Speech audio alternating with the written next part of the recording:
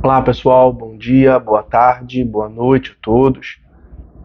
O julgado que eu separei para falar com os senhores nesse nosso vídeo de agora versa sobre emenda da petição inicial, indeferimento da petição inicial. Deixa eu primeiro apresentar, como a gente faz de costume aqui, o julgado. Trata-se do recurso especial 2.013.351 do Pará. Então, RESP 2013351 do Pará, um julgado da segunda sessão do STJ, que reúne as turmas de direito privado, terceira e quarta turmas.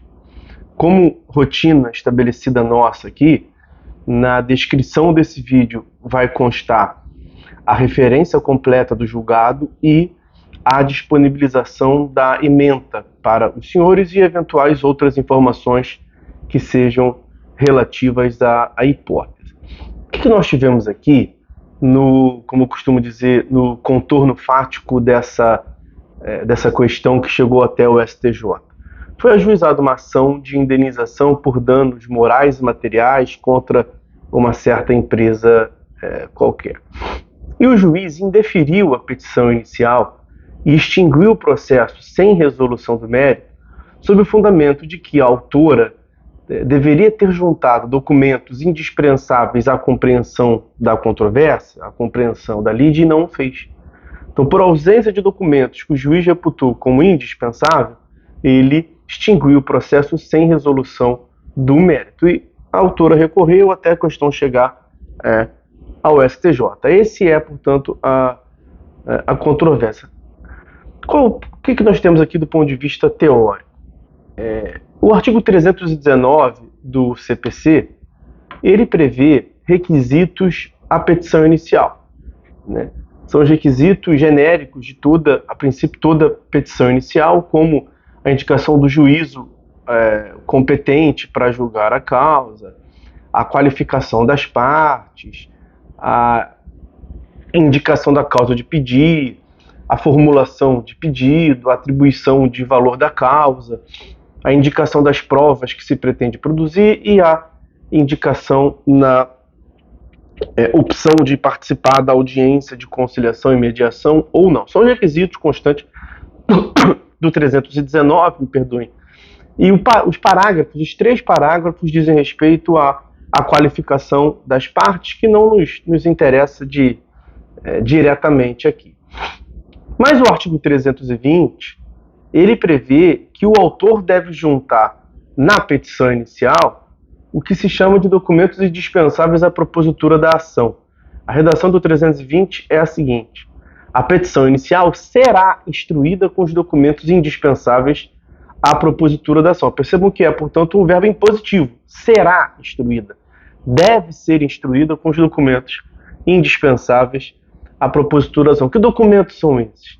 São documentos que realmente a sua ausência não permite compreender a controvérsia. Por exemplo, o sujeito vai a juízo e pede divórcio de uma senhora. E não junta na petição inicial certidão de casamento. Ora, como é que o juiz vai avançar com a análise de um divórcio sem que tenha aos autos a demonstração de que realmente há o casamento? O divórcio é a extinção formal de um vínculo matrimonial mediante casamento.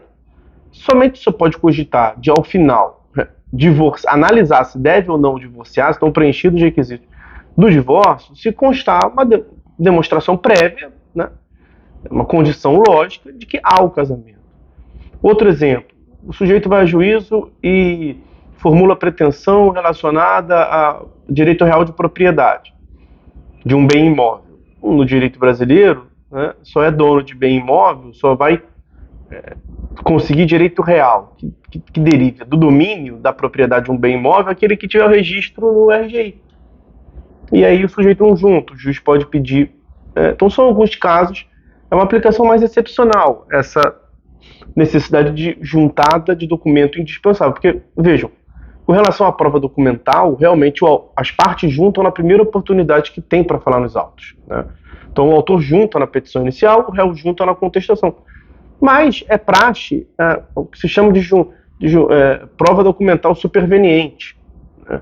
O juiz vai, na fase saneadora do processo, quando ele está começando a fase instrutória, é de praxe que o juiz solicite que as partes indiquem as provas que pretendem produzir. Então, as partes juntam os documentos que dispõem, portanto, na primeira oportunidade, mas nada impede a juntada superveniente de outros documentos que venham a obter depois. Pois bem, nesse caso aqui, o juiz reputou como havendo um documento indispensável para a compreensão da controvérsia. O que nos importa é exatamente qual que é. Ele reputou que havia um documento indispensável. E o ponto central aqui na minha análise e na análise desse julgado é que ele extinguiu de plano esse processo. Ele indeferiu a petição inicial e extinguiu de plano, sem oportunizar a emenda da petição inicial. E a emenda da petição inicial está constante no artigo 321 e tem norma expressa quanto ao ponto. Fazer leitura, me permita que eu vou fazer a leitura do 321. O juiz, ao verificar que a petição inicial não preenche os requisitos do 319 e do 320, que é o que determina as juntadas de documento indispensável, ou que apresenta defeitos e irregularidades capazes de dificultar o julgamento do mérito, determinará que o autor, no prazo de 15 dias, a emende ou emende a petição inicial, indicando com precisão o que deve ser corrigido ou completado. E aí vem o parágrafo único do 321. Se o autor não cumprir a diligência, o juiz indeferirá a petição inicial.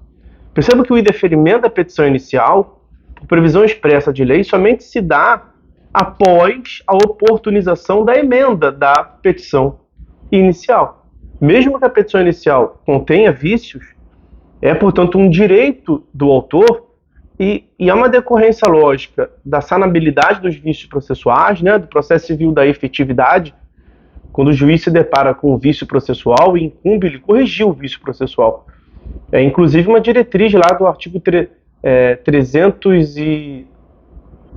283, inciso 6º, salvo engano meu, que determina que o juiz, ao dirigir o processo, são os poderes do juiz. Né? O juiz deve determinar a correção dos vícios processuais, é o que consta no inciso 9º, salvo engano, do artigo 283, agora me bateu um branco, mas, salvo engano, o artigo 283. Então, qual foi a conclusão a qual chegou o STJ nesse julgado? Que estamos vendo no RESP 20133551, que o indeferimento da petição inicial, que por força do não preenchimento dos requisitos exigidos nos artigos 319 e 320, quer pela verificação de defeitos e irregularidades capazes de dificultar o julgamento do mérito, reclama a concessão de prévia oportunidade de emenda pelo autor nos termos do artigo 321 do CPC. Então, é um direito do autor, pelo menos uma tentativa de corrigir a petição inicial nos termos do artigo 321 do Código de Processo Civil, e é uma diretriz orientada pelo processo civil da efetividade que se determine a correção, a sanabilidade dos vícios processuais, ok?